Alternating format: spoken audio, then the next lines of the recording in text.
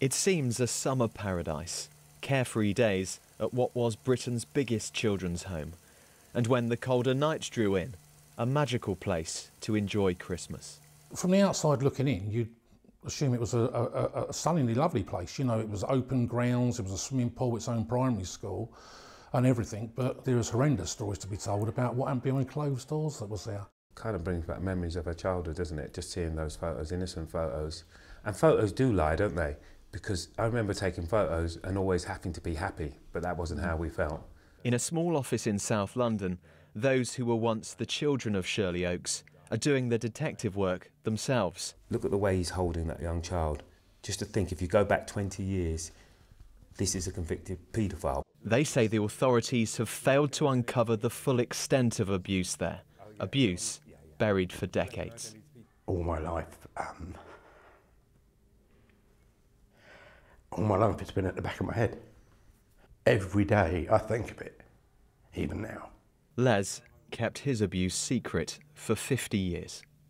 He would sexually abuse me on a regular basis. And that went on until I was about 10, 11 years of age.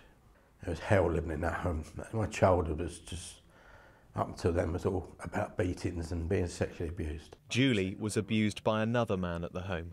He asked me to lay down on a sort of couch and then he abused me. She never reported it, but thinks it's not too late for justice. The truth has got to come out, hasn't it? If the perpetrators are still out there, they've got to be brought to account. They committed vile crime that destroyed lives. Other people are coming forward with their own harrowing accounts of abuse at Shirley Oaks. But there's one specific case where survivors are demanding answers. The sudden death of a boy in 1977. His name was Peter Davis, and he was 15 years old. He was found hanged in a toilet with a cord around his neck.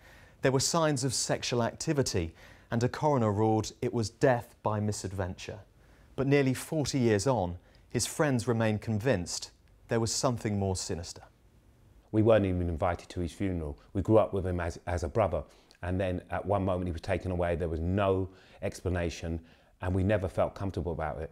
Right now, having looked through the history of Shirley Oaks and how many paedophiles were operating, it's quite clear that something untoward took place with Peter Davis, which has been covered up for years.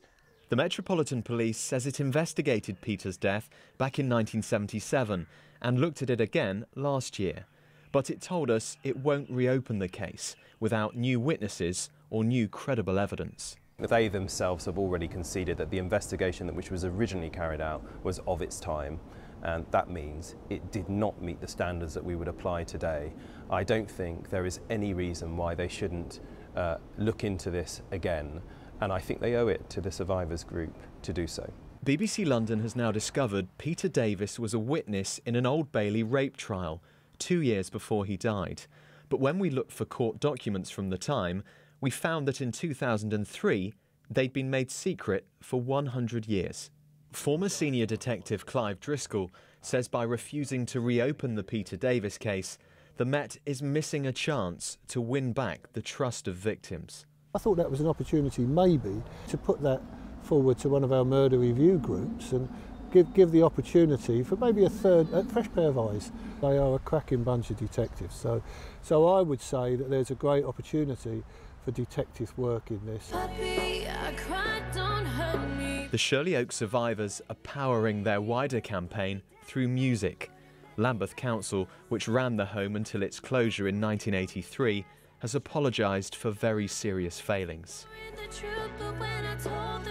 3 were convicted after 2 police investigations into alleged abuse in South London, and there's now another one. But after all these years, survivors say only they can reveal the true story of Shirley Oaks. Nick Beak, BBC London News.